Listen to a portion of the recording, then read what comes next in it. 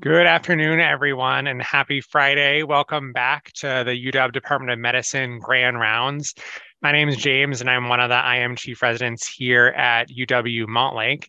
And I'm pleased today to get to introduce Scott Hagan.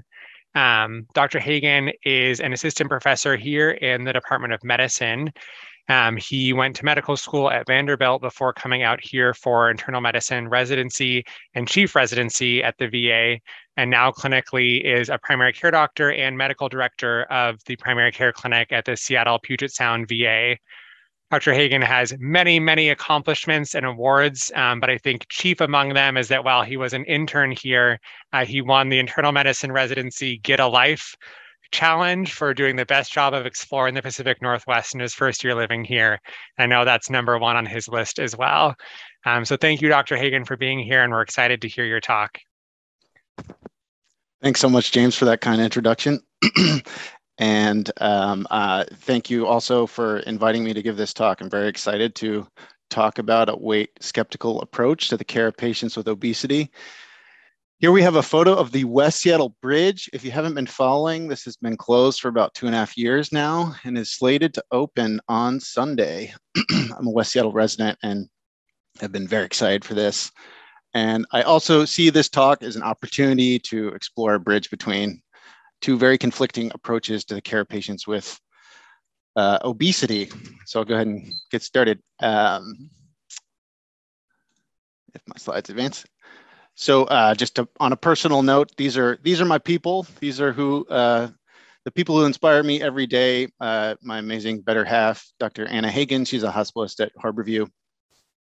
And my daughters, Penny and Cora. Penny just started kindergarten this year, and lots of tears were shed on that day on Wednesday, but very excited and very proud of them. And I owe everything to you guys. I have no financial conflicts of interest. What I would describe as my intellectual conflicts of interest related to this talk, the first is that essentially my entire life I've been somewhere in the class 1 obesity by WHO BMI category. And also I'm a primary care physician. So if I'm gonna have a conversation about weight with a patient, it is competing for other items on usually a pretty long visit agenda. And for both these reasons, it influences significantly my beliefs on this topic. I'm sure in many ways I also do not recognize. Suffice to say that obesity is common in the United States. This is CDC data from 2020. 72% of adults have a BMI above 25, and 42% of BMI above 30, 9% of BMI above 40. I would also like to just point out that we're in the midst of a dieting epidemic, and surveys that ask adults, are you currently trying to lose weight? The percentage that say yes has steadily increased over the last century. Such that now at any time, over half of US adults are actively or recently trying to lose weight, and 2/3 of patients with a BMI above 30 would respond yes in questionnaires like this. So I want to just introduce that there are two existing approaches to the care of obesity that conflict each other. One approach I think is well summarized by the USPSTF guidelines from 2018 called Behavioral Weight Loss Interventions to Reduce Morbidity and Mortality. And these guidelines use BMI as a guidepost to give recommendations on when we should refer patients to lifestyle-based intervention programs, a combination of diet, exercise, and behavioral approaches to maintain caloric restrictions for weight loss. And it says that we should refer everyone with a BMI above 30 and adults with a BMI above 25 if there are other metabolic comorbidities, i.e. we should be referring over 50% of the adult population, and these recommendations might show up in my health system. They do on our clinical reminders at the VA to discuss with patients. I would call this the weight-centric or weight-normative approach to care. This is what we're taught about in med school and in classes on obesity. Something most physicians, including myself, were not taught about in med school that is a growing alternative. Is best summarized, I think, by the Health at Every Size or HAES treatment principles. These are promoted by the Association for Size, Diversity, and Health. And the three core concepts within HAES, the most important, I would say, is the concept of weight inclusivity, which is to reject the pathologizing of specific weight and respect the diversity of body shapes and sizes. And two other concepts that are important are intuitive eating, which strives to promote flexible, individualized eating plans for people based on hunger, satiety, nutritional needs, and pleasure, without a focused eating plan that's focused on weight control. And then finally, to pursue and support enjoyable physical activity that allows someone of any size, ability, or interest to engage in enjoyable movement to the degree that they choose. I would call this the weight neutral approach, or weight inclusive is another term for this. And these fundamentally conflict with each, they cannot be reconciled. But that being said, I have something that is an alternative to both that I increasingly feel strongly about, called a weight skeptical approach, that I'll get to by first exploring a few topics. First, I'll talk about what works for weight loss, then what is a healthy weight, what are the harms of weight centrism, does weight loss improve health, and then finally the weight skeptical approach. So what works for weight loss? Suffice to say that diet and exercise programs in controlled environments of clinical trials fail to result in significant weight loss over the long term. Most of these trials show peak weight loss at 6 months and then weight regain by 12 months. And those that follow patients longer than that, or subjects longer than that, there will be more weight regain that occurs. And this does not seem to be greatly influenced by the macronutrient composition of the diet, whether it's like a low carb, low fat, or moderate reduction in everything. Whatever the caloric restriction may be, it seems to not help individuals in a highly motivated setting of a clinical trial to achieve significant amounts of weight loss in the long term. Lots of these trials have a comparison group called dietary advice, or advice alone. That's me in a visit telling a patient, I think you should lose weight, end of conversation. That is not an effective form of counseling, and I do not recommend you do that if you're going to talk about weight. It does not lead to weight loss. So I think, have all probably had lectures that have talked about our modern food and activity environment, that we have a bunch of highly palatable, calorically dense foods readily available, and technology that has reduced our need for daily activity and has contributed to high rates of obesity and made it hard to lose weight. But I think everyone should also understand that body weight is regulated. There are homeostatic forces that control body weight. A lot of this work has been pioneered really at the University of Washington. Dr. Michael Schwartz and his colleagues have been seminal in many of these findings. There are two key hormones that have now we've known about for decades, leptin and insulin, that are called adiposity negative feedback signals. And they rise and fall in accordance with fat stores, such that someone, regardless of their baseline amount of adiposity, if they go on a weight loss diet, reduce their fat stores, circulating levels of these hormones would decrease. And the result in neural circuits in the brain is that there are significant changes in the amount of daily energy expenditure of things like resting metabolic rate, non-exercise activity. Things such as fidgeting and posture, which are unconscious movements, can be reduced through actions through the hypothalamus and result in reduced caloric expenditure, trying to fight against the weight loss effort. And separately, there are signals that drive our desire to eat, that tell the body, what are you doing? You're starving yourself. It's time to eat more and increase food intake. And the combination of these forces make it very hard to achieve long-term caloric restrictions and restore weight to baseline for most folks. The story has gotten more complicated over the last several decades. There are a number of hormones that have crosstalk between the intestines and the brain, skeletal muscle and adipose tissue. You'll recognize some of these like ghrelin and GLP-1 and GIP and amylin. These are now targets of drug therapy for obesity. And so these are likely have highly redundant action and crosstalk that again reinforce a baseline level of a body weight and the defense of it. So To state it differently, the reason diets and exercise fail are from two concepts that are a result of the outputs of this system, which are metabolic adaptation and hunger signaling. I'll talk about each of these. Metabolic adaptation is the concept that calories burn changes out of proportion to the expected change just from weight loss, where calories are reduced, or weight gain, where calories are increased based on body size. And so someone who goes on a weight loss diet, their total calories will drop just because of their less body mass, but the body reduces energy expenditure beyond that to try to promote weight regain. And this was shown nicely in a New England Journal trial in 1995. This is a short-term study over several months.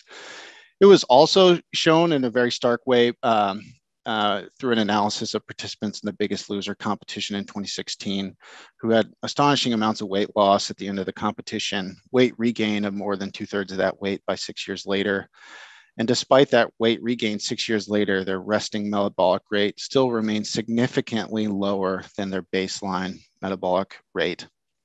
So these are long-term forces the body uses to try to restore what it thinks body weight should be. So that's the energy side. And on the hunger side, there's been studies that have looked at these hormones that promote satiety and hunger. And a good example in 2011, where patients went on a very low energy diet, lost 14% body weight at 10 weeks, regained over half that weight a year later. Hormone levels of these leptin, amylin, ghrelin, and other hormones were measured at baseline 10 weeks a year later. And even a year later, despite the weight regain period, those satiety hormones were down, the hunger hormones were up. When patients were asked what their rates of fasting hunger were, they were increased significantly compared to baseline. So those are the forces that work against even the most highly motivated patients trying to lose weight. So if diets are not effective, what does work for weight loss? We have a growing number of treatments beyond lifestyle interventions alone for body weight reduction. There are 5 FDA-approved medications for long-term treatment of obesity: liraglutide, orlistat, bupropion, naltrexone, phentermine, topiramate, and semaglutide, the last of which is the most recently approved through the STEP trials last year, got approval, now has 2 years of data that show in a clinical trial setting a weight loss around 15%. The one drug that's been studied longer than 2 years in a clinical trial setting was orlistat, that showed significant weight regain in years 3 and 4. And these all are less than the weight loss achieved through metabolic or bariatric surgery. This is a chart that I then abstracted from the Swedish obesity study and of different bariatric surgeries. The middle one, called vertical banded gastroplasty, is not done in the US anymore.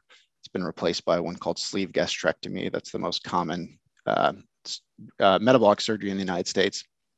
All have more weight loss than these drug treatments. And then there's a weight regain that tends to plateau around 6 to 8 years and results in something around the 20 to 30% weight loss range. We know for the medications that these are indefinite prescriptions as far as we know. So like the STEP 4 trial randomized folks after 20 weeks of high-dose semaglutide to either placebo or to continue the drug. And if you went to placebo, you trended back towards your baseline body weight at a year. So these are indefinite prescriptions and those eligible. And there's other drugs coming down the pipeline that will likely be effective for weight loss. The one that's come up this year is called tirzepatide, which is called a twincretin drug because it affects both of the 2 incretin hormones, GLP-1 and GIP, through the same molecule. And at the high dose prescription resulted in 22% weight loss at a year, and 20% of folks on that treatment, or rather 2/3 lost 20% weight loss without concerning safety events. This is not FDA approved for obesity. There's likely going to be at least 2 or 3 more randomized trial results that will need to be posted before the FDA would approve this drug. Even further down the pipeline is a combination of high-dose semaglutide and an analog of amylin, a gut hormone, called cagrilintide, and the combination treatment in a phase 1 study had almost twice the amount of weight loss compared to high-dose semaglutide. So really astonishing amounts of weight loss with these newer medicines that may make their way to market at some point in the next few years. And then to zoom out even further, there are efforts to try to make these new drugs are mostly gut peptides. They're large molecules that are poorly absorbed by the gut, either attaching another molecule that makes it easier to absorb. That's the case of oral semaglutide, or to make small molecule versions of these drugs that could bypass the issues with absorption in the intestines. And what I would wager is that in 10, 20 years, we're going to have a lot of FDA-approved medications that are analogs of gut peptides that would allow titratable drug therapy to achieve a certain body weight. I should just point out that there is a cautionary tale to be told about the history of drug approval for pharmacotherapy for obesity, the most famous example being fen-phen in the 1990s. Just 2 different medications, was FDA approved and withdrawn a year later after findings of fatal pulmonary hypertension and valvulopathies, and other drugs that have a variety of reasons for withdrawal in the last 2 decades. This has made the FDA more reluctant to approve new medications for obesity without much larger trial data and much longer follow-up periods, in the hopes that this would reduce this from happening more in the future. So to summarize in this section, diet and exercise mostly fail because body weight is regulated. There are homeostatic forces that regulate it. There's an increasing number of medications that are at this time expensive, usually not covered by insurance, but show some promise in weight loss. And then we have bariatric surgery that's been around for decades that is effective for long-term weight management. And as these new medications become increasingly available, we'll have to, as a profession, face important questions about who we should be recommending these medications to. Should it be more than half of the US adult population with obesity or overweight, or should it be more tailored to a smaller cohort, which is kind of what I believe that I'll get to. To get there, I'm going to switch to talk about what is a healthy weight.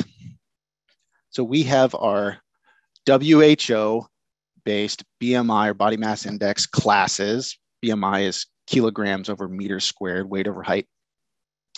And they're separated into different categories. These are based primarily on studies of mortality and adverse outcomes in white populations of studies in Europe and North America in the 70s, 80s. And so normal weight defined as 18.5 to 24.9, overweight 25 to 29.9, and then the 3 classes of obesity for BMI above 30. I think one problem that most people recognize with BMI classification, the BMI as a metric, is it says nothing about the proportion of muscle or adipose tissue that drives body weight. Famous example being Dwayne "The Rock" Johnson is quoted in the news as having class 1 obesity, a BMI of 31 or 34 in another new study, despite being a muscular and fit individual. So BMI cannot tell us information like that, nor can it tell us where adipose tissue is distributed. We know that visceral adiposity has the highest risk for adverse health outcomes. But in addition to those problems, it's clear in research that the risk of a specific BMI varies based on a number of different factors, whether it be the sex of the individual or the ethnicity. There's an interesting study last year that included self-reported ethnicity data based on different categories in a UK cohort, and then looked at the incidence of diabetes in those different self-reported ethnicities over time. And for a BMI of 30 in a white population, there's the equivalent BMI for the same diabetes risk was significantly lower in other self-reported ethnicities. And this to me highlights a problem of the potential racial disparities in treatment or eligibility for treatment for obesity if we're to use a one-size-fits-all BMI classification.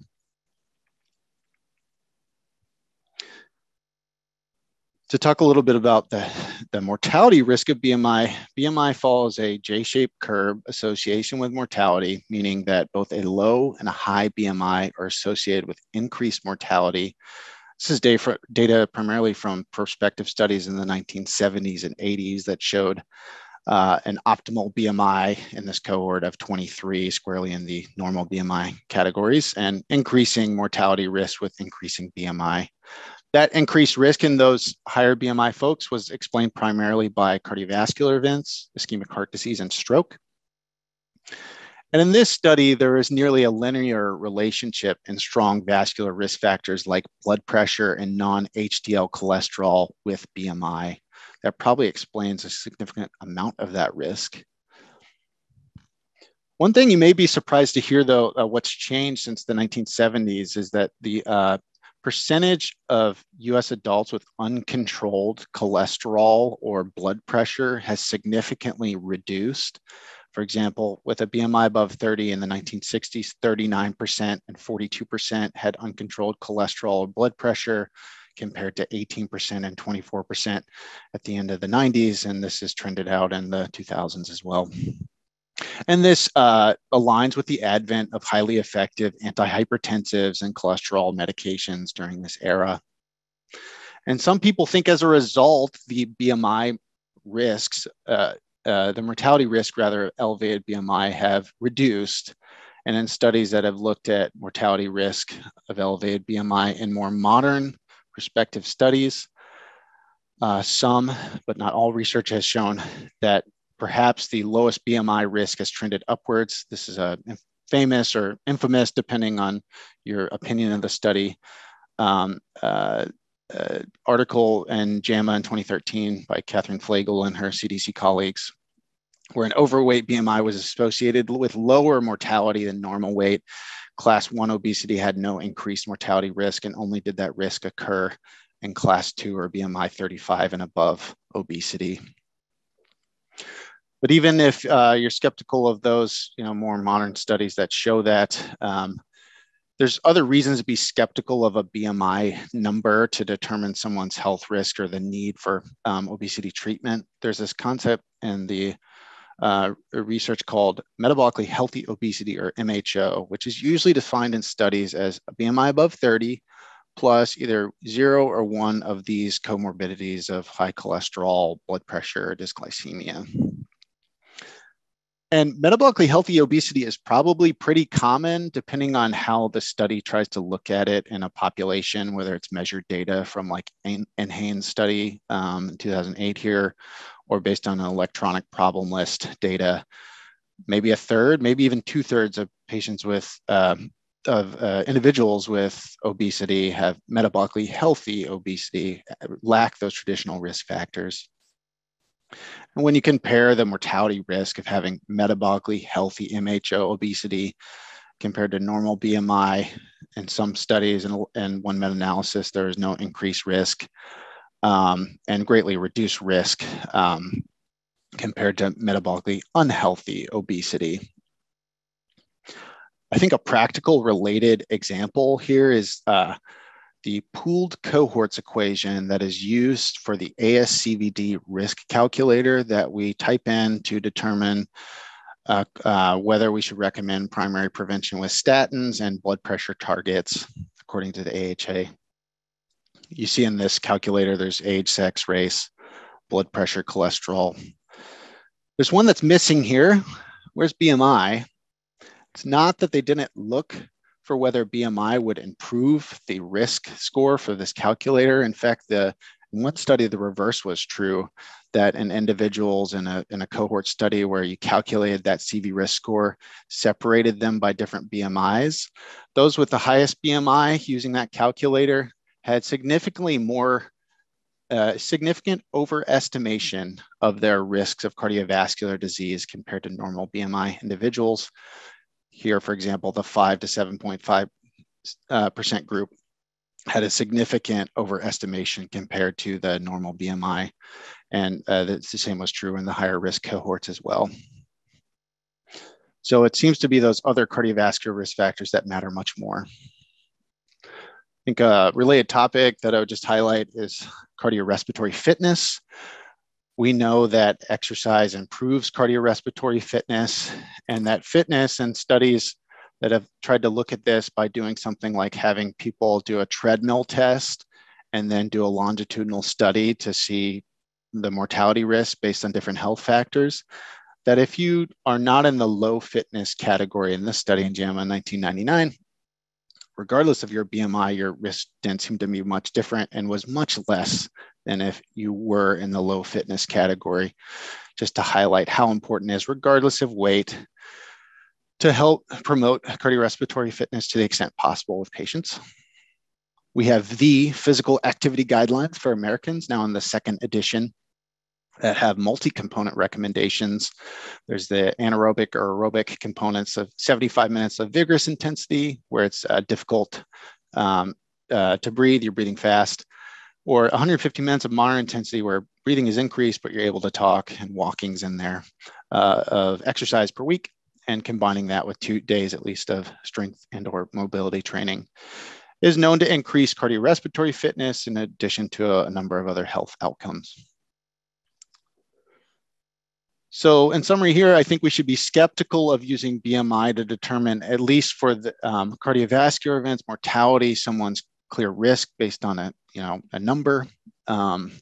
What's just as important is identifying metabolic comorbidities and managing those and promoting cardiorespiratory fitness. I'd like to turn now to talk about what I think is not talked about enough in the health professions, which is the harm of our weight-centric paradigm that we're taught about in training. So again, that weight-centric paradigm, one way to summarize that might be the USPSTF guidelines, where we're referring more than 50% of the adult population to lifestyle-based weight loss intervention programs. And my feeling on this is that we're taught in guidelines we should recommend lifestyle-based weight loss for all with a high BMI. Because body weight is regulated for the vast majority of individuals, that is ineffective. And so when we recommend those things and we see in training and in practice that those folks we've recommended it to, our patients come back, have not been able to achieve those weight loss recommendations that were given, that can promote the belief that obesity is a choice, that is a lifestyle factor within an individual's control, and then influence further beliefs of negative perceptions of the desire of what we think is the desire of individuals with higher BMI to live a healthy life. That can in turn promote weight discrimination that patients experience. And the ultimate outcome is weight bias internalization that I'll talk about, that has a number of adverse health outcomes. So in studies of primary care physicians that list a bunch of statements about obesity and ask on a Likert scale, do you agree or disagree? Things like most obese patients could reach a normal weight if they're motivated to do so. Obesity is due to lack of willpower. A significant proportion of clinicians agree with these statements rather than disagree or feel neutral about that statement.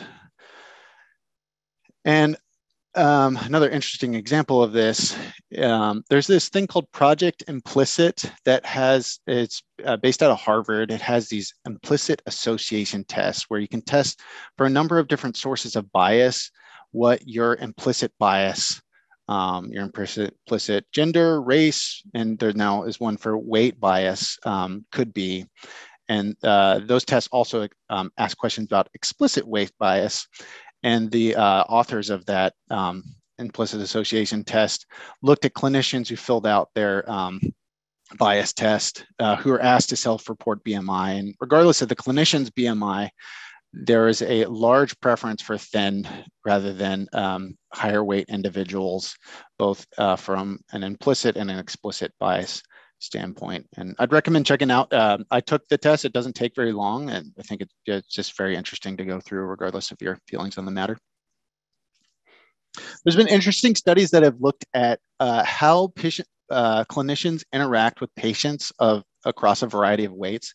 And one study, observers looked at a number of encounters clinicians had of folks with different weights and measured different communication techniques. And one domain was called emotional rapport building, which has subdomains of things like empathy, concern, reassurance, partnership.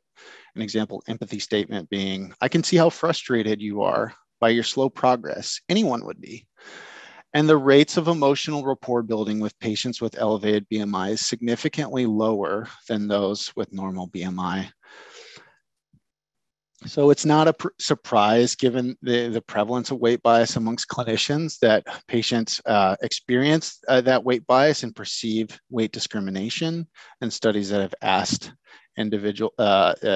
patients with higher BMI their experiences of weight discrimination. The sources, doctors are number 2 only to family members, and the highest reported source of discrimination, and other health professionals are on this list as well.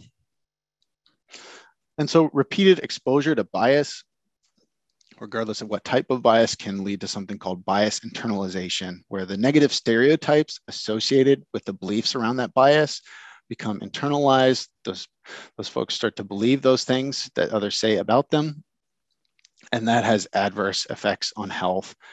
There's a score called the weight bias internalization scale that's been developed that has a number of different statements that someone in a research study would score how much they agree with the statement on. Examples in this would be, because of my weight, I feel that I'm just as competent as anyone. I hate myself for my weight. My weight is a major way that I judge my value as a person. And in individuals with an elevated BMI, most have very high scores on this weight bias internalization scale. And in other studies that have tried to associate high scores with health outcomes, it has strong associations with poor mental health, disordered eating, reduced quality of life, and in some studies, avoidance of exercise and healthcare, all of which will have negative impacts on that individual's health long-term. 3 recommendations for further reading or listening on this topic that have greatly influenced my understanding of the topic. There's an episode of This American Life, episode 589, called Tell Me I'm Fat, that is outstanding. I recommend listening to.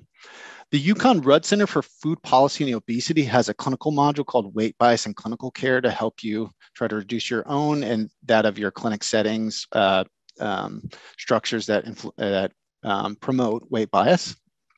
That's great. And then there's a book called What We Don't Talk About When We Talk About Fat by Aubrey Gordon, who's an excellent writer and also hosts a podcast called Maintenance Phase that's outstanding. One other topic related to weight centrism and its potential harms that I would like to introduce is the risk for weight cycling. So if I'm in a visit, I recommend a lifestyle-based weight loss program. That patient loses weight, their body defends against the weight loss, they regain the weight, and we repeat that cycle over and over again.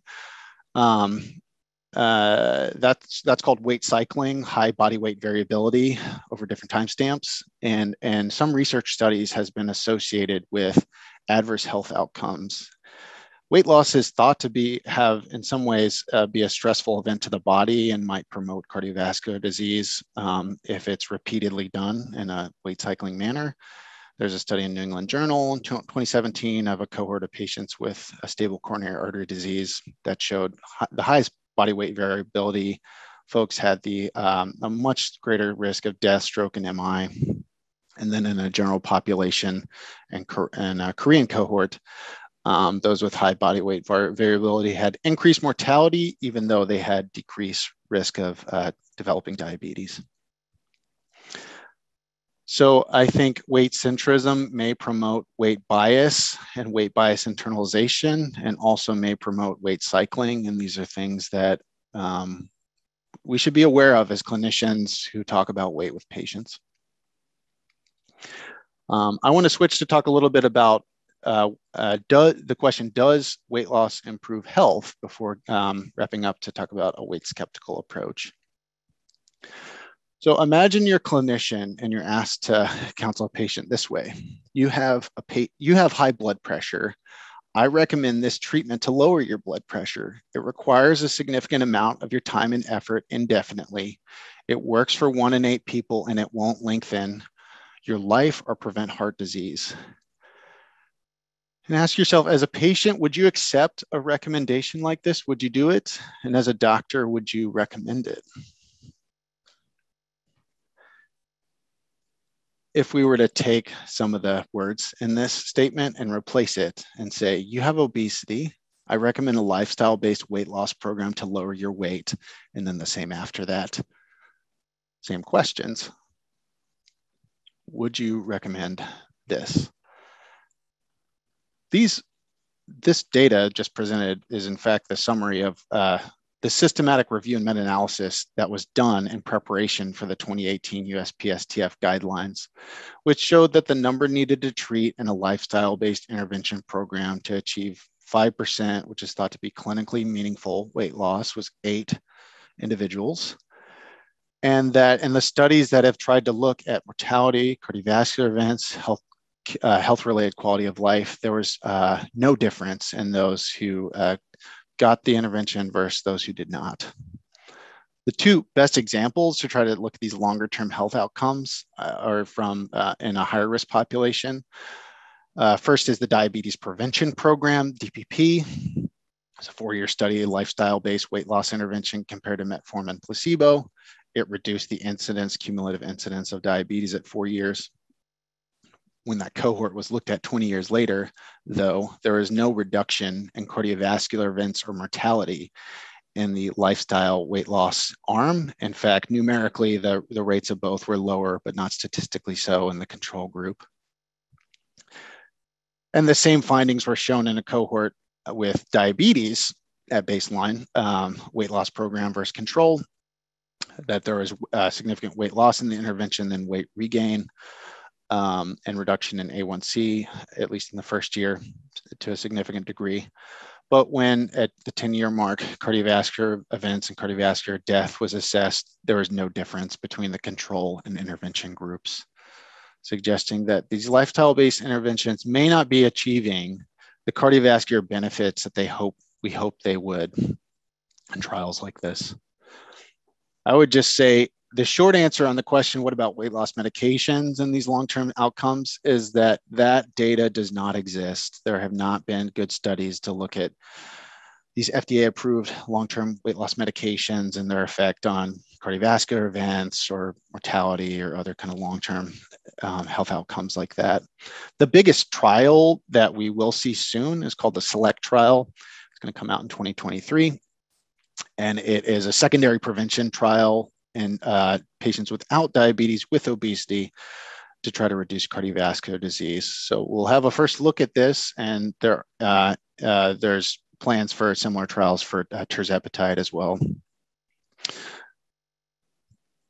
Meanwhile, we do know in high-risk patients, when either in a randomized control trial or in a matched cohort study, those who receive metabolic surgery do have significantly lower mortality than those who do not. There's a study in Lancet last year that showed the number needed to treat to prevent a death at 10 years in this cohort was significantly influenced by the presence of diabetes. It was 8 if the individual of those who with pre-existing diabetes and 30 if no pre-existing diabetes. An important caveat being that the average BMI in these trials was above 40, was class 3 obesity. So I don't think we can surmise that that we can assume that the same health benefits would be there in individuals with lower risk obesity categories. So the summary here being that lifestyle-based interventions have not shown to meaningfully improve mortality or cardiovascular events. We don't have any real data on medications as far as these outcomes.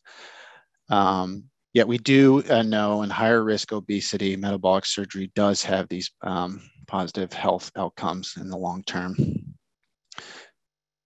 Which then leads me to review what I call a weight skeptical approach to the care of patients with obesity. It's neither weight centric or weight neutral. It depends.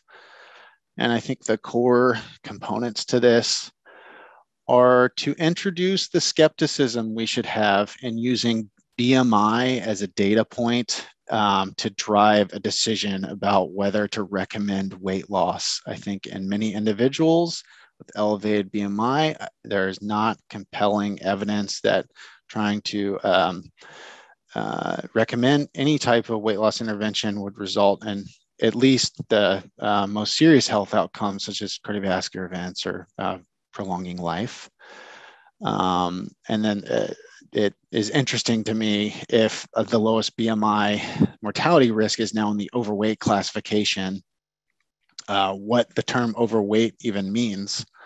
So some skepticism about the importance of BMI. I instead assess broadly for metabolic comorbidities, really regardless of an adult's underlying BMI, and treat those usually with weight neutral interventions up front. I think we should all recognize the harms of weight centrism, that it can promote weight bias and also may lead to weight cycling that may have adverse health outcomes. And I think it's important to educate ourselves and those we train about body weight regulation, why that means that lifestyle-based weight loss interventions are ineffective, and that it does not mean that individuals with higher BMI have different levels of motivation or concern about their health. And most patients with elevated BMI, just like those without, I prioritize weight neutral treatments for many things. But I acknowledge that in higher risk patients, especially, and I'll talk a little bit about this, that medications and surgery may help. And as we get more data on lower risk obesity and treatment with medications, especially, that may broaden or narrow my opinion on when to bring up those weight loss conversations. I think for this, it's important to understand that there are many weight neutral treatment options for obesity related comorbidities. And I'm going to review a few of these for the most common comorbidities we talk about, at least in the definition of metabolically healthy obesity. But I would also just say that we all know about these already. And the way we know about these is when we pursue these treatments in individuals without obesity. So that thought experiment, asking yourself, how would I manage this condition in a patient without obesity, is a good place to start. So for example, in hypertension, we have the DASH trials, DASH and DASH sodium that were done at the turn of the century. These were intentionally weight neutral dietary interventions for individuals with high blood pressure. And in those with a blood pressure above 140/90, averaged about 10 points of systolic blood pressure reduction. The key components of DASH are promoting increased consumption of fruits and vegetables and grains, especially the potassium and magnesium in them have known blood pressure lowering effects, and reducing the amounts of saturated fats and focusing on lean protein. Of course, there will be limitations in the ability to implement dietary changes like this depending on an individual circumstances, and trying to tailor what's feasible with a patient is super important. Suffice to say, we have highly effective antihypertensive medications and a meta-analysis of monotherapy for high blood pressure, really regardless of which one you choose based on other comorbidities and things. The average blood pressure lowering effect of most of our major antihypertensive classes are in the mid-teen range. So prescribe away as you are when patients are interested in wanting to do that. For hyperlipidemia, at least for elevated LDL cholesterol, there's not great evidence that weight loss diets significantly lower LDL cholesterol.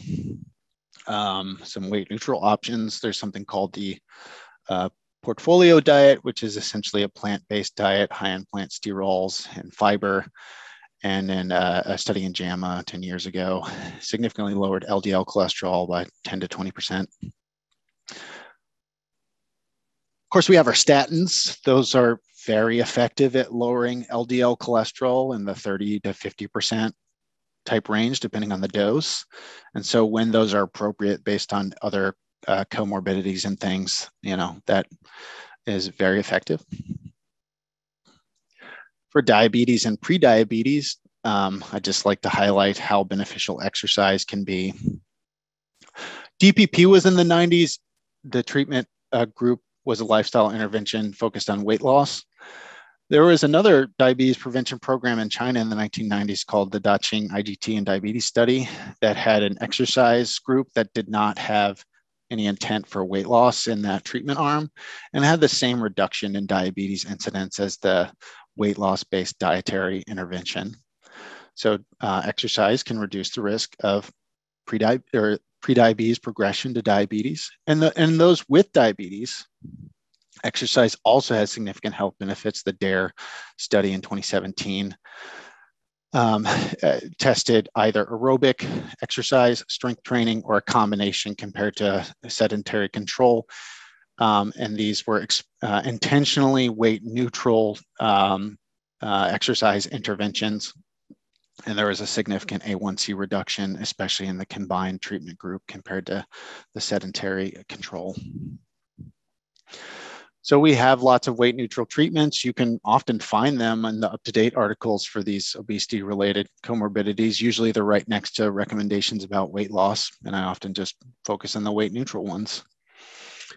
So just some general comments or thoughts I would have about weight conversations, and then I'll wrap up here, is that I think it's important if you're ever deciding with a patient that you're about to have a conversation about either weight loss or weight in general, I think it's really important to try to live in that patient's shoes for a moment and think about what their past experiences probably have been in healthcare settings and elsewhere, and people giving them advice and recommendations on about weight loss. I can almost assure you that another clinician, probably at the most recent clinic visit, has likely brought it up, and that they've received an extensive amount of counseling on it. And they may have no interest in continuing conversations like that, especially if they have not been effective for them. So I think it's important to ask permission if you're going to talk about weight, and respect the patient's right to decline that discussion. And then you can just continue with the other items of your visit agenda and explore weight neutral treatments. I often find myself in visits saying a few of the following quotations, something similar to this. If a patient's expressing frustration at their difficulty in weight loss, something like, your body might like the weight you're at, just alluding to that concept of body weight regulation. You are not alone. This is an experience most everyone has in trying to lose weight. And then turning by using something like, I think you can be healthy without losing weight. I think we can focus on other ways to improve your health, to steer away from those weight-centric conversations. I avoid the term fat and overweight when talking with patients. I understand that there's a movement to try to repurpose the word fat as a neutral term.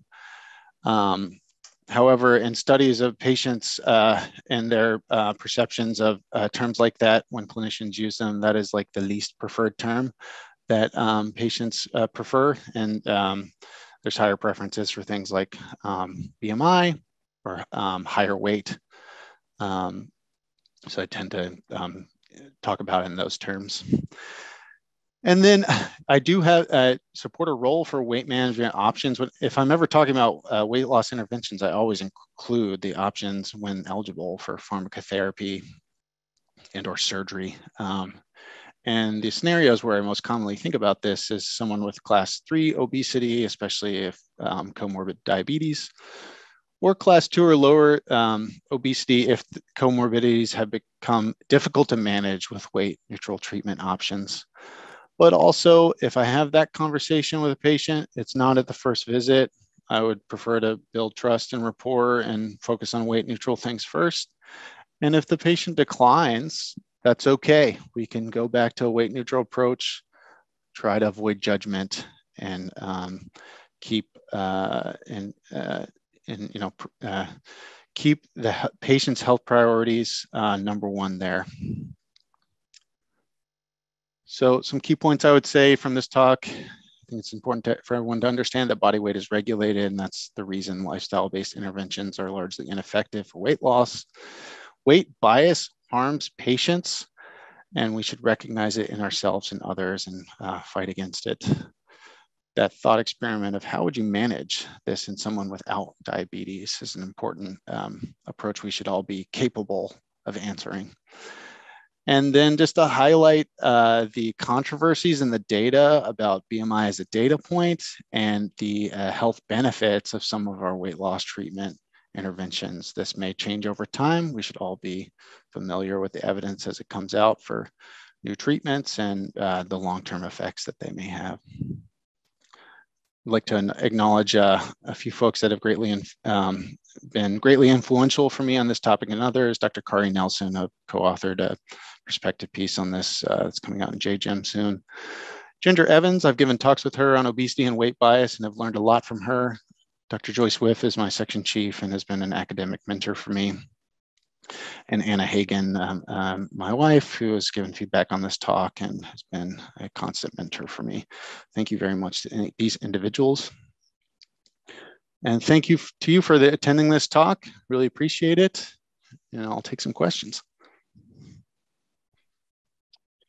Great. Thanks so much, Dr. Hagen, for a really excellent and thought-provoking talk. We do have time for some questions. So if folks want to put their questions in the chat, we'll go ahead and do some Q&A.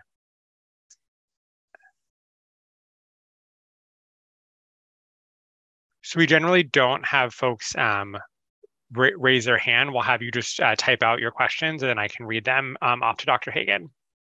Dr. Deeds, I see you raising your hand, and so I'm going to just invite you to ask your question. Okay, hopefully this is working. Yes. Okay. Scott, thanks for an excellent talk, as always. You showed a lot of the data on or lack of data on cardiovascular outcome benefits, and I wanted to know your opinions or what the literature shows in terms of any quality of life or non-cardiovascular benefits in select patients who are interested in weight loss. Thank you. Thanks. Great question. Yes, I think so at least in the USPSTF systematic review, as far as health-related quality of life in the aggregate, it did not show significantly improved healthcare quality of life in the lifestyle intervention studies. There have been in the more recent, for example, the STEP trials for semaglutide, there was significant improvement in quality of life and functioning in studies that tried to measure that. So I think it's an important health outcome. And I should say there's other health outcomes that are not, death, cardiovascular events that have been shown in other trials. For example, there's a study on the use of liraglutide and reduction of apnea, hypopnea index and sleep apnea that has shown benefit. And I think more of those studies need to be done. And I think really the focus of more trials needs to be assessing health outcomes beyond weight loss itself.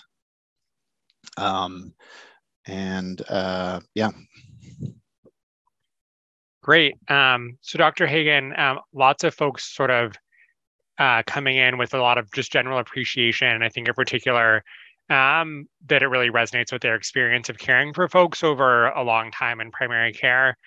A few focus questions that are coming in. One is sort of with this idea of that our bodies maybe have a set point for where they seek to maintain our weight. Is that thought to be malleable in any way, that someone could reset that? Yeah, I think like a related question to that always comes up is, if body weight is so tightly regulated, why do we have rising rates of obesity?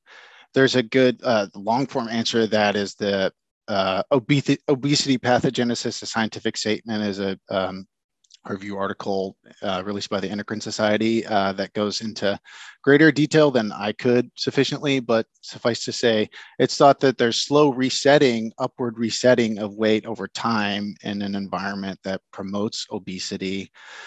But it seems to be the case, at least in the best lifestyle interventions, that is very hard to undo while maintaining the current environment. So I think people continue to try to look for ways to unlock these, treatments that aren't medications or surgery to find these effects. And it's yet to have been shown that there's anything that's especially effective in that regard. And then another question is, are you aware at all that sort of any of these concepts have been integrated within the curriculum for medical students at UW or at other institutions in terms of how they're taught to think about these issues?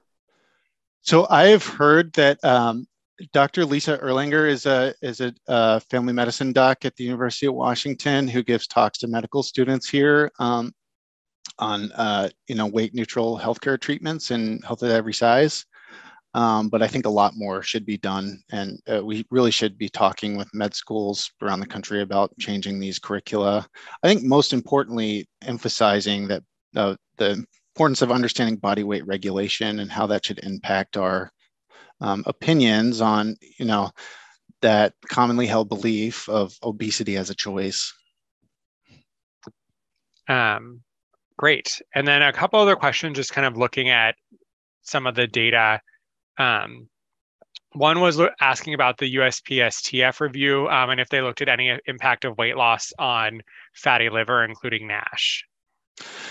I don't know the answer to that. There is a Cochrane review that talks about the lifestyle-based interventions for metabolically associated fatty liver disease. And the upshot is that those programs are have pretty weak evidence in the long term, again, because body weight's regulated and weight regain occurs. There's a study of semaglutide in NASH that shows some potential benefits. And there's definitely studies that show that metabolic surgery is effective at reducing mortality in high-risk MAFLD. Great. And then I think just one final question. We're getting close to time and I think aren't going to have a chance to answer everything. But one question about whether or not you feel like we should just get rid of the BMI-related term obesity altogether, or maybe reclassify based on a BMI of 35, or what to kind of do with the system we have? I have no idea what the right answer is. I think, there's been efforts to replace BMI with other things like waist circumference or waist to hip ratio that in some studies show better discrimination to identify the health risk associated with increased adiposity. In other studies, they have been less useful. But I just can't imagine a world in which we're measuring people's waist in the office on a broad scale. I would not be interested in attending clinic visits at an office like that. So I don't know what the answer is on, whether we should eliminate it altogether as a metric.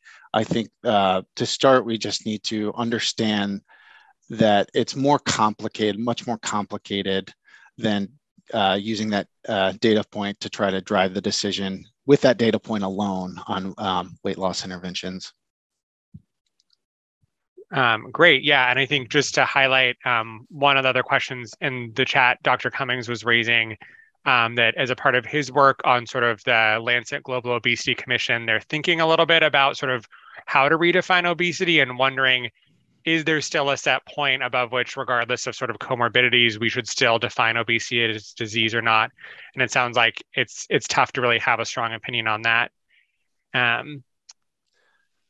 Yeah. I would need to think more about that. I think that's a very difficult question. Well, there's just a real outpouring of support and appreciation in the chat, an invitation for you to submit a workshop to SGIM soon from one of your colleagues. Thank you, everyone, again, for joining us for Grand Rounds today.